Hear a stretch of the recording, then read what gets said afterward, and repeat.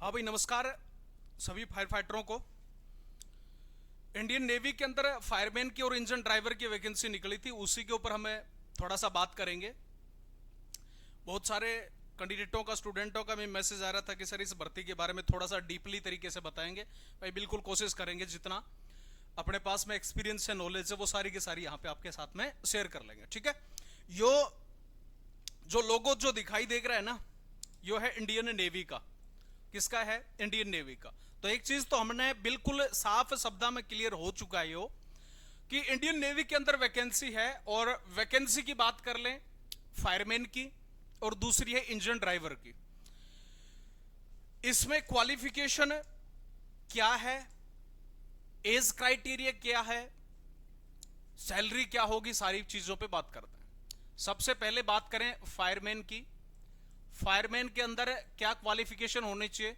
12वीं पास होना चाहिए सबसे पहले, लगभग आप सभी हैं। इसके साथ में बेसिक फायर का कोर्स होना चाहिए, बेसिक फायर का कोर्स होना चाहिए। और यहां पे रिकॉग्नाइज किसी बोर्ड या कॉलेज की बात नहीं करी, इंस्टीट्यूट की बात करी है। बाकी आप समझ ही गए होंगे, यहां पे कोई किसी भी प्रकार का इश्यू नहीं है। दूसरी तरफ मैं बात करूं फायर इंजन ड्राइवर की, फायर इंजन ड्राइवर के बारे में, तो फायर इंजन ड्राइवर के अंदर वही क्वालिफिकेशन है आपके पास में। मेन जो चीज है, हैवी मोटर जो व्हीकल लाइसेंस है वो होना जरूरी है, और उसके पास में जो भी कोर्स है तो बहुत अच्छी बात है। ये क्वालिफिकेशन हो जाती है मोटे मोटे शब्दों में।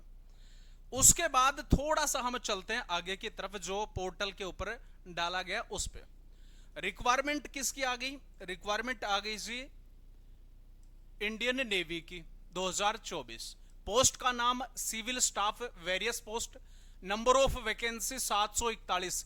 बहुत सारे कैंडिडेटों के मैसेज आ रहे थे, बोले सर 5-5, 6-6 साल से भर्ती नहीं हो रही।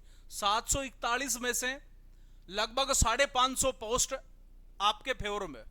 करना आपको है, सॉल्यूशन हम बता देंगे, बिल्कुल रास्ता आपका इजी हो जाएगा। इस तरीके से आपको इनका पूरा डाटा जो है उसको एक्सप्लेन कर देंगे।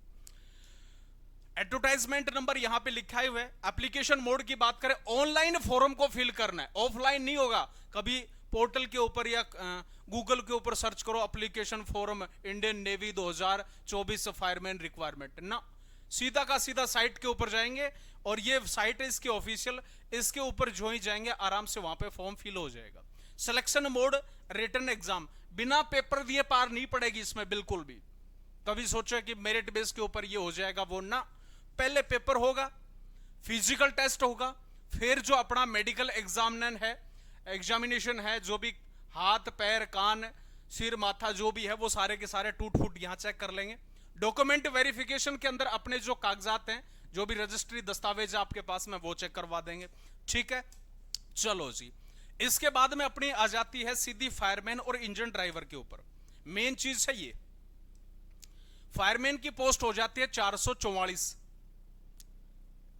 लेवल 2 की भर्ती है 19,900 रुपए से, और 63,200 इसकी सैलरी हो जाएगी।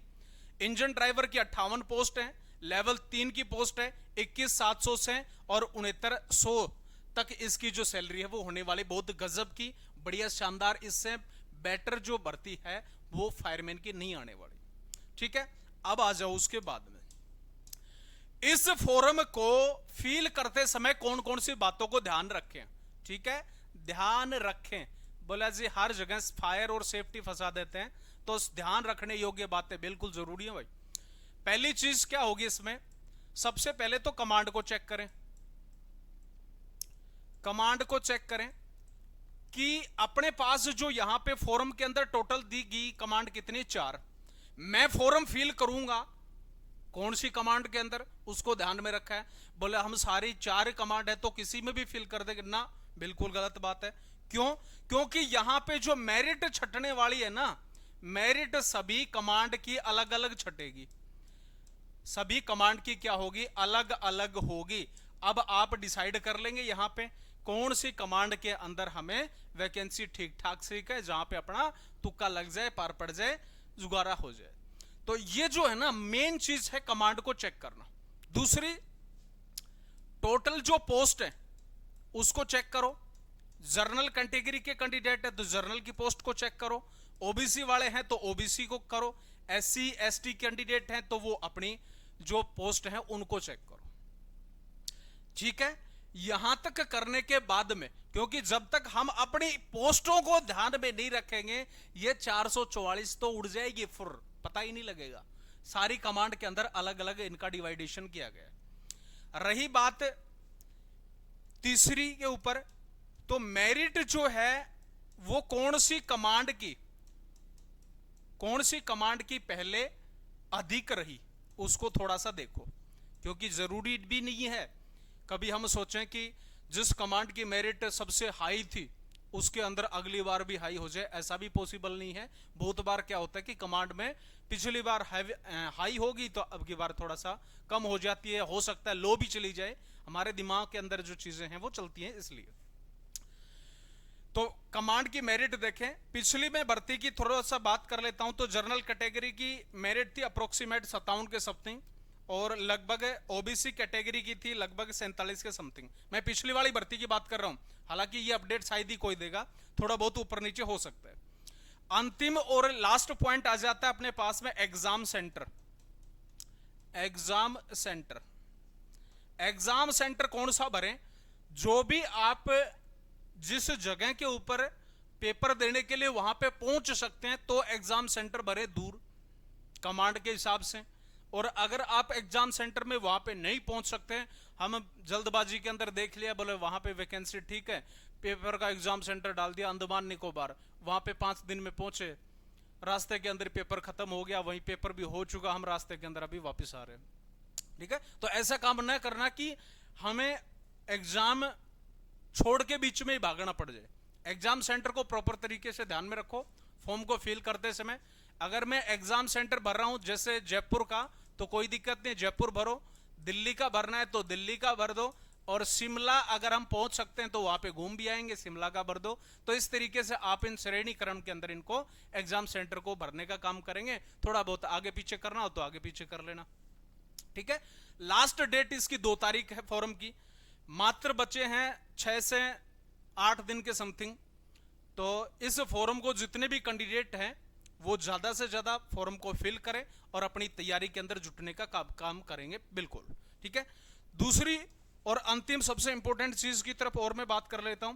एग्जाम का जो पैटर्न है, बहुत सारे कैंडिडेट पागल हो रहे हैं, बोलो कभी कुछ कर रहे हैं कभी कुछ कर रहे हैं।